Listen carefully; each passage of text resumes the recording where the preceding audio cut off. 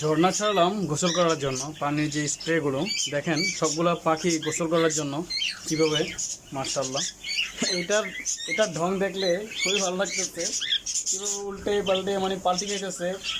হ্যাঁ, কীভাবে পোল্ট্রি খাইতেছে গোসল খাওয়ার জন্য, মানে পুরো শরীর বেজে যেতেছে সে, মার্শাল্লাহ। সবগুলো পাখি একদম মিঠু, যে আমাদের মিঠু না, সরি পিকু, এটা হচ্ছে নতুন আমাদের পিকু। পিকু গোসল করতেছে। সবগুলো পাখি গোসল করা নিয়ে ব্যস্ত, মাশাআল্লাহ। উনি তো একদম খুব মুচে আছে, খুব রঙে ভিজতেছে সে একদম। তো স্প্রে হচ্ছে আমি গোসলের জন্য বিশেষ করে ছাড়লাম এখন, কিন্তু এই স্প্রেটা আমরা আনছি মূলত ফিটিং করছি গরমের জন্য। পাখির অতিরিক্ত গরমে ক্ষতি হয়, পাখি গরম সহ্য করতে না পারাতে এই স্প্রেটা চালু করছিলাম। তো এখন গোসলের কাজটা চালাইতেছি এগুলো দিয়ে।